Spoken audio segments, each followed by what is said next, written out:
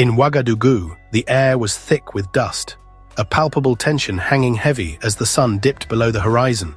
The usual sounds of the city, the bustling markets, the distant music, seemed muted, overshadowed by an undercurrent of unease. Then, the news broke, sending shockwaves through the already strained atmosphere. Gunfire erupted near the presidential palace, the staccato bursts echoing through the night, a stark violation of the city's fragile peace. The sounds of conflict were a grim reminder of the ever-present instability that plagued the region. A motorcade was ambushed, the vehicles left mangled and smoking, a testament to the ferocity of the attack. Emergency response vehicles raced to the scene, their sirens adding to the cacophony of chaos. Chaos erupted in the heart of Burkina Faso. People ran in panic-stricken waves, seeking safety from the unknown threat. The streets, once bustling with life, were now scenes of confusion and fear. Captain Ibrahim Traoré, the young leader who had captured the imagination of many, symbolizing a new, assertive Africa, a continent rising to claim its destiny, was the target. His vision of self-reliance and Pan-African unity had made him both a beacon of hope and a target for those who sought to maintain the status quo. Silence from authorities fueled fear and wild speculation. Was this another leader lost to violence, another dream extinguished before it could fully bloom? The absence of official statements only amplified the anxiety, leaving room for rumors and conjecture to spread like wildfire. Across Africa and the diaspora, phones buzzed incessantly, social media exploded with unconfirmed reports and frantic inquiries, and a continent waited in anxious suspense, holding its breath, praying for a positive outcome. The digital world became a mirror, reflecting the collective anxiety of a people deeply invested in their future. The attack wasn't just on a man, but on the hope of a generation determined to chart its own course, to break free from the shackles of the past and build a future of prosperity and self-determination. It was an assault on the very idea of an Africa rising. Relief swept through millions when word finally came. Traoré had survived, emerging from the chaos seemingly unscathed. The news was met with jubilation, a collective sigh of relief echoing across the continent. But relief quickly turned to anger. Who would dare such a brazen act, and what were their motives? The attack was not just a crime, but a challenge to the sovereignty and the aspirations of an entire continent. The sophistication of the attack suggested powerful, shadowy interests threatened by Traoré's vision of an independent and self-reliant Africa. It hinted at forces operating behind the scenes, pulling strings to maintain their grip on power and resources. This was a defining moment, stripping away illusions about Africa's ongoing struggle for true independence, exposing the forces that continue to undermine its progress. It was a stark reminder that the fight for freedom is far from over. The forces seeking to keep Africa dependent were not passive. They were ruthless and active, willing to resort to violence and destabilization to protect their interests. Their actions served as a wake-up call to those who believed that the era of foreign interference was over. Traoré's survival became a symbol of resilience, a declaration that Africa's new spirit would not be extinguished, that the continent would not be deterred from its path towards self-determination. His continued leadership represented a defiant stand against those who sought to control its destiny. The night meant to silence a voice of defiance instead amplified it for the world, turning a local incident into a global symbol of resistance. The attempt to suppress his message only served to spread it further, resonating with people across the globe. Across the continent, hope was rekindled, and a new resolve took root, a determination to stand together against those who sought to divide and conquer. The attack had inadvertently strengthened the bonds of solidarity and fueled the desire for unity. The world had witnessed not just survival, but the birth of a movement, a renewed commitment to Pan-Africanism and self-determination that would continue to shape the continent's future. The attack had inadvertently ignited a flame that would be difficult to extinguish. The investigation revealed a web of deceit and intrigue, a plot so elaborate it defied initial comprehension, a meticulously planned conspiracy, orchestrated with precision and a clear understanding of its intended outcome. Every detail, every contingency was accounted for. This was far beyond the work of a few rogue actors. It was a complex network, a carefully constructed machine designed to achieve a singular, devastating goal. The attackers wielded advanced weaponry, tools of destruction far beyond the reach of ordinary citizens or common criminals. They also had inside knowledge of Traoré's movements, intimate details of his daily routine and security protocols. This pointed to deep infiltration and external backing, financial support, logistical assistance, and strategic guidance from sources outside the nation's borders.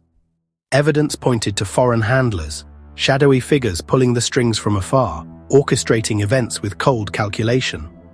Their communications were encrypted, shielded from prying eyes by layers of sophisticated technology. And financial trails, though carefully obscured, led to shadowy state actors, nations with their own agendas and vested interests in the region. The plot aimed not just to kill a leader, but to strike at the heart of a burgeoning movement. The goal was to decapitate a movement and plunge the nation into chaos, creating a power vacuum ripe for exploitation.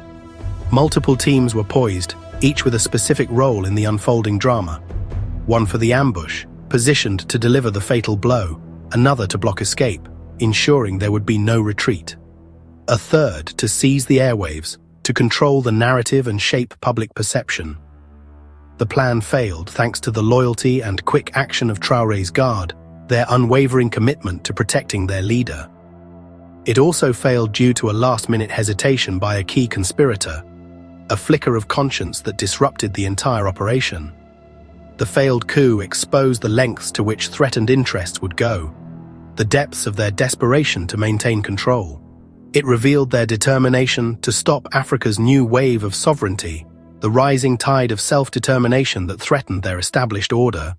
Traoré's bold stance against neocolonial exploitation made him a marked man. He demanded fair deals for Burkina Faso's resources, auditing old contracts and insisting the nation's wealth benefit its people.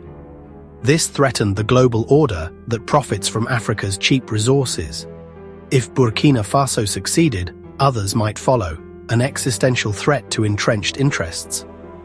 Traoré's vision extended beyond borders. He forged the alliance of Sahel states, pivoting away from Western dependence.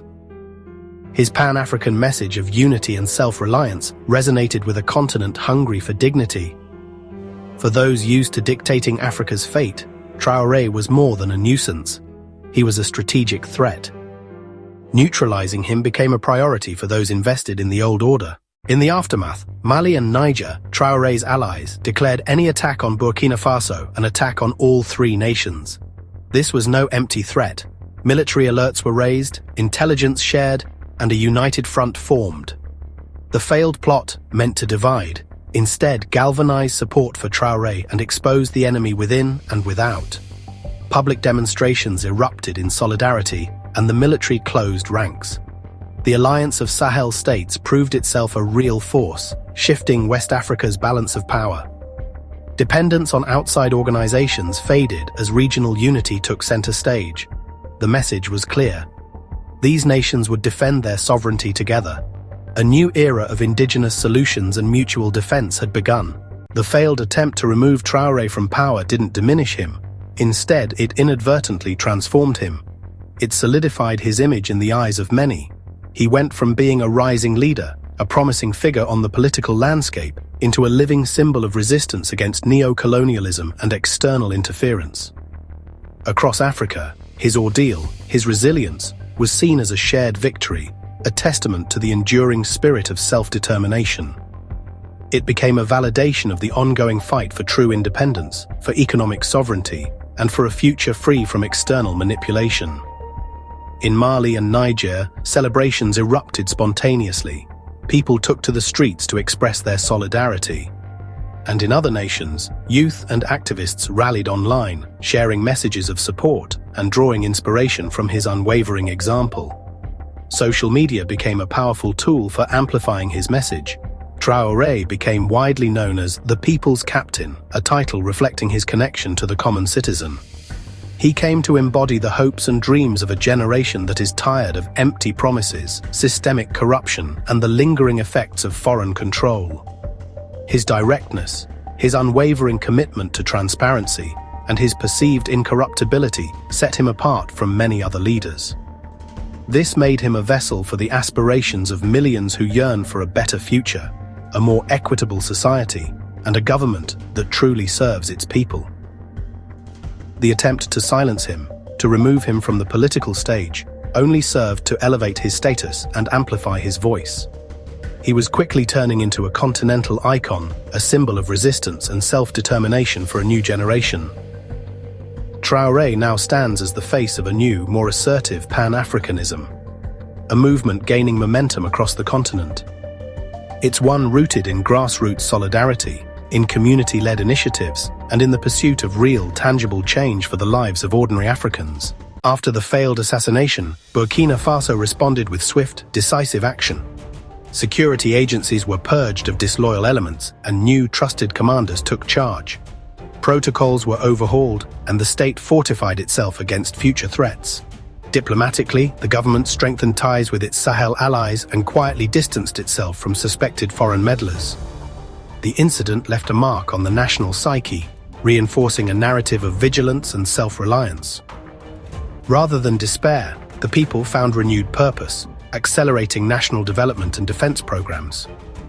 The nation emerged sobered but united, more determined than ever to defend its revolution. The betrayal had hardened Burkina Faso's resolve. The failed plot sent shockwaves across Africa and Europe, forcing nations to choose sides. The alliance of Sahel states emerged as a unified bloc, signaling a new political reality in West Africa. Western silence spoke volumes, deepening distrust and confirming suspicions of hidden agendas. Even nations at odds with Traoré's politics felt sympathy, sparking continent-wide debates on sovereignty and foreign interference. The event forced a re-evaluation of what true security means for Africa. The message was clear. Unity is strength, and the cost of meddling would be a more defiant Sahel. Africa's diplomatic map was redrawn, with new lines between those for and against genuine independence. Traoré's survival sent a powerful message. The era of foreign puppet mastery in Africa is ending. The failed assassination marked a turning point. Future attempts would meet fierce, unified resistance. The Sahel's new leaders are fully aware of the threats they face, but they are prepared and resolute. The movement for sovereignty is now embedded in institutions and the people's consciousness. Killing one leader cannot kill the idea. If anything, it makes the movement stronger. The response: security reforms, stronger alliances, and strategic realignment shows there are real consequences for treachery. Africa will no longer ask permission to determine its destiny. The line has been drawn. Respect our sovereignty or face a united, resilient continent. The attempt on Traoré's life brought clarity to Africa's struggle for self-determination. For the continent's youth, the enemy is no longer abstract. Its methods and motives are clear. The fight is for control of Africa's wealth, for institutions that serve its people, and for the dignity to speak with its own voice. Traoré's survival is a rallying cry. David can stand against Goliath when united. Africa's new generation is connected, informed and determined, armed with digital consciousness and righteous anger. The failed plot illuminated the stakes and taught valuable lessons in resistance. The path forward is clear: genuine freedom or continued subjugation. The dawn of a new, unyielding Africa has arrived, and this is Insight Africa, where truth speaks and power listens.